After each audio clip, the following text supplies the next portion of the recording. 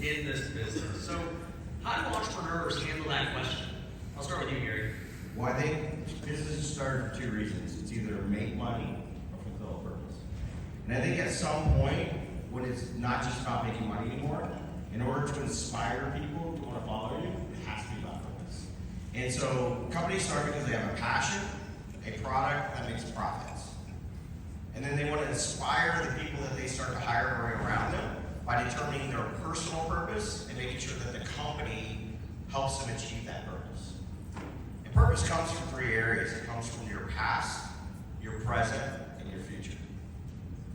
What do you love to do? The past gives us experiences, creates a love and a passion. The present gives us our gifts. Like, what do we have right now? What gifts do we have that the world can benefit from? And then the future gives us what we want to be remembered for. And when we take time to discover the past, the present, and the future, it gives us a good framework on how to discover our purpose. And when we do that, we get the people around us in our lives to do that, and we all yoke up and pull in the same direction. That's when magic happens. Strategies change. Ryan made a strategy decision this year to do less WealthCon and more Wealthy Kingdom. Why? Because it's purpose. And people rally around it. They want to be a part of it. You can get people to come and work for you because that is what we call an emotional paycheck. It's purpose. I love it. So, Javi, how do you think that that plays out in our company? Yeah, I mean, I can speak just to my experience. When I first came to work for Ryan, transparently, it was because I was financially incentivized. I was like, dude, I'm going to get rich here. But I stayed and I continue to want to work here because of the purpose. And we have a lot of big goals, big ideas, and the only way that the team rallies behind those things is because Ryan has built a great purpose and a great vision, and something we talk about this a lot, where like I see my own personal goals getting fulfilled. And so when you talk about attracting talent, when you talk about getting people to buy into the mission, everybody here who works at these companies, first of all, give a round of applause to everybody who is on our team, who is working here.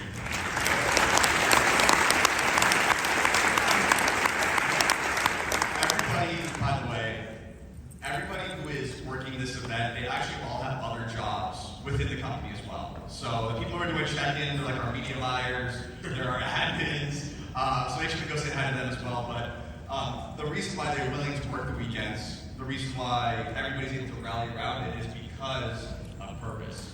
So I think that's how it translates. Yeah. So Susan, what do you think about how you can drive purpose through an organization? Because, you know, it's one thing for me to just be like, hey, you know, I want to go help people, I want to bring people to Christ, I want to go make a lot of money. But like, how does it actually go from me to going through everyone else? Yeah, absolutely. I think Gary said it right. You have to help them discover their own purpose. There's a phenomenal book called The Dream Manager, and it's all about encouraging your employees to come up with their own goals, their own dreams, their own passions, that then help align with the company. The beautiful thing is that when that happens, they are willing and able, and just like Javi said, give the extra, put the extra mile in, and then that results makes the business look better, makes it more profitable, makes everybody there want to be there versus having to be there. There's a huge difference between an employee who has to be there because they have to have a paycheck versus no, my purpose matters and I get to see it fulfilled by helping the company fulfill it. So it just drives a better culture of a want-to person in your business. Yeah. I think George Carlin said most people work hard enough not to get fired, you get paid just enough not to quit. Mm-hmm. Right? And so the difference between a have to employ and a want to employ is productivity. Productivity goes up 64% when you have people that align with your culture and want to be a part of it. Yep. You know, one thing that we always teach our students, and I actually learned this from Gary, was, I mean, there are two types of paychecks, right? You've got the financial paycheck, which is what we're mainly thinking about as entrepreneurs. How much do I want to pay this guy per hour? What kind of bonus? What kind of commission? All that stuff. But then there's what, you know, you said earlier, the emotional paycheck, right? What fulfillment do I get out of working at this company, right? There are people who work for significantly less pay at different businesses because of the emotional paycheck. They love where they work. They love the mission. You know, in sports, you know, I'm a sports guy, I always watch this stuff. Why do players take less money to go play for certain teams? It's an emotional paycheck. They want to go for the championship. They're friends on the team, whatever the case is. So it happens all the time in business. We just don't realize it. So when you are trying to hire talent, if you're constantly saying, man, labor's too expensive, I gotta, you know, pay these guys so much money just to keep them here, it's because you have no emotional paycheck for them. They're not fulfilled working for you, and so you have to give them the golden handcuffs to keep them. That's just not even smart as a business. You're going to cut your profit margin, have bad culture, have bad people who don't even want to be there. You just happen to pay them enough to be there. So, you know, I'm a huge believer in that. So, Gary, what do you think it will take for somebody to really, I guess, identify that purpose for themselves? Because, you know, I can tell you for me, I didn't get into real estate because I loved houses and everything else. I got into it because I wanted to make money. Sometimes you just have to get started with 0 to 1. I think sometimes you just have to get started. It's like a 0 to 1 process, right? You go and get something that's going to start you on the path the right way to where you want to go. And you have to find what is right in front of you and utilize that until sometimes you are on your journey to your purpose and you discover it on the journey. You know, the other thing I want to add to what you were saying just a minute ago is when you're struggling with culture, you're struggling as a leader, I think there's something you have to do. I said this statement a couple of years ago and been saying it since. You as a leader have the team you deserve. If you don't like the team you have, then level up. It's a really important statement. I saw a lot of people writing that down. I don't think you've ever even told me that. I'm like, wow. You get what you deserve. That's a weird concept. It's funny, my daughter, she's 4 years old. You guys saw her come up on stage yesterday, but she's been saying this new saying at home. She's like, that's not fair. And I'm like, Olivia, life is not fair. I don't know what to tell you. If you think life is going to be fair, we're going to have problems. I'm teaching her that at 4 years old. You know, life's not fair. You get what you deserve. Best case. You get what you negotiate. You get what you negotiate to. My mom used to say, life's not fair, then you die, right? Like, it's just what it is. And, you know, going back to the leadership thought, if you're a level A leader, you'll get level B and level A people who want to play with you.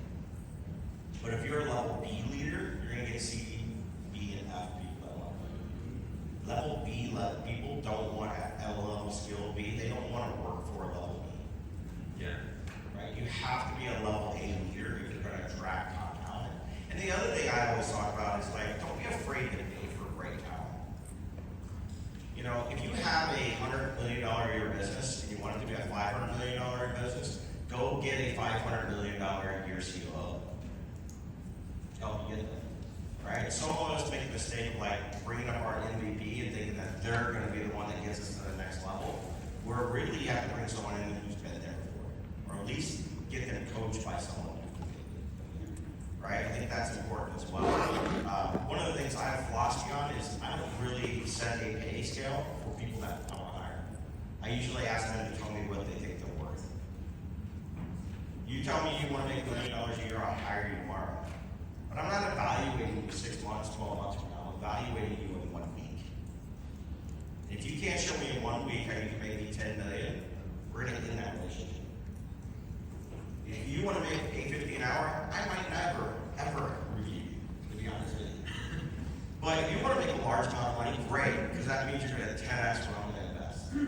But I'm going to evaluate it on a more quicker time scale than 1 year, 90 days. And we have that mistake, I think, mentally sometimes. We talk about reasons we don't scale or choose mindset. We need a mindset reset for entrepreneurs, you know? And hiring great talent really is a key to getting you there. And then keeping them with purpose, like we talked about, is really the key to success. And so, like, be okay with paying top money for great talent because they will actually pay for themselves. Yep. So, Hobby, how do you think we go about attracting great talent and recruiting them? Because you spend a lot of your time doing that. Yeah, I mean, recruiting's like sales. It's a full-time job. But what we have, we built the brand. So this is another reason why entrepreneurs should get on social media because by the time that they make it to me, they already are pretty familiar with Ryan, the brand, what we're all about. So we're able to attract a lot more interested talent, and a lot of talent that's a lot more just aligned with what we already put out. And our MVPs, they got this when I did my presentation, but basically we evaluate, number one, is do they match our core values when we're recruiting, right? So at the highest level, we obviously are just running our job ads, then they come to me, and I'm filtering them based on, hey, do they train daily, do they play fair, do they serve others, do they have no ego, and of course, faith at the top.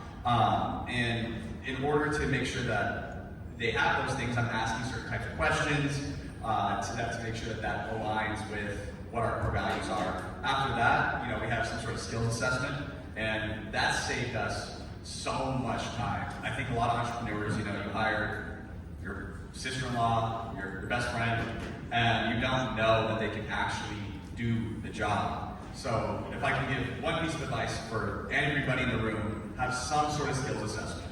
Whether it be a salesperson, you do a mock sales call. If it's a marketing person, that's super easy. You can go get their past portfolio. If it's a admin, have them organize data, whatever it is.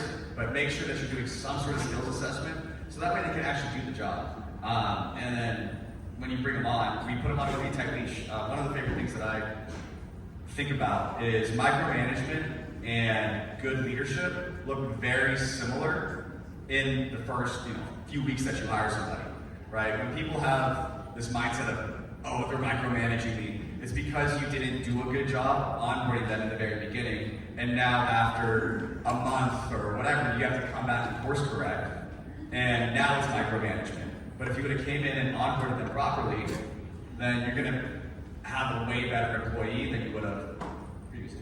Yeah, and I'll tell you this, how many of you guys have seen me talk about or seen Javi on stage before today? Show of hands, how many of you guys already knew who Javi was?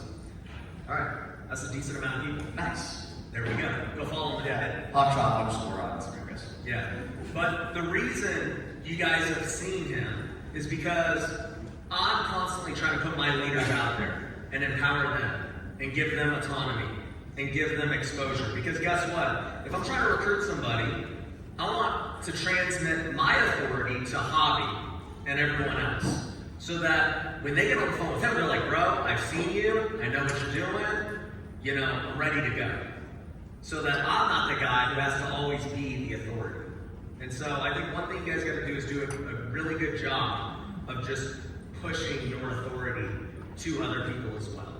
Not just making it this dictatorship. Okay? So, Susan, what do you think are some of the biggest mistakes you see right now in business? We're in a weird economy. Lots of things are going on. You guys are constantly in different businesses, offices, all across the country. What are kind of the biggest problems you're currently seeing? Not being willing to change. My favorite role of what I get to do is look at and analyze people's processes. So I get to walk through, why do we do this? What's the next step? Who's accountable for it? Very important things you have to have in business.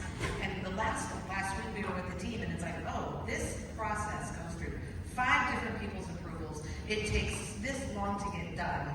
And I said, why? Why are we doing that? Well, that's just the way we've always done it.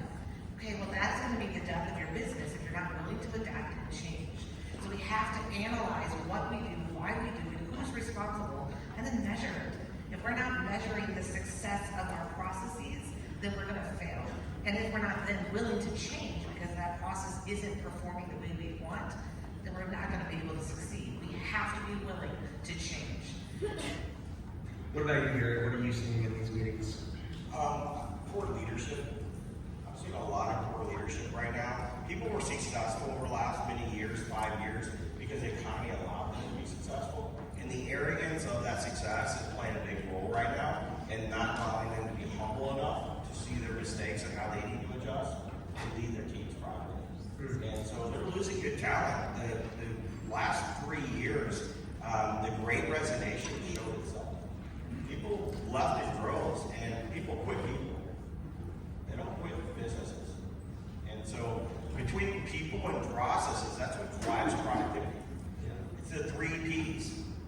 People, process drives productivity, and productivity drives profits. So we have to focus A, on processes, B, on people, to get the productivity, to ultimately give us profits. And then the other thing too, when Susan talks about change, change is not required. Survival is not mandatory. You don't have to survive. You could be doing another job 5 years from now, right? You could do something different. It could be shut down. But if you're going to survive, you have to be willing to make those changes in your business. And changes have to happen when Susan said your processes are telling you they're not working anymore. Process indicators allow us to see when things are stopped working. Like Ryan's phenomenal. Honestly, he's phenomenal at knowing metrics and knowing how to adjust his business before the results show up negatively. Right? He's gotten really good at that. Most entrepreneurs don't. They wait to make decisions when their profit indicators tell them they're not making money. And that's at the end of their cash conversion cycle. And it's too late.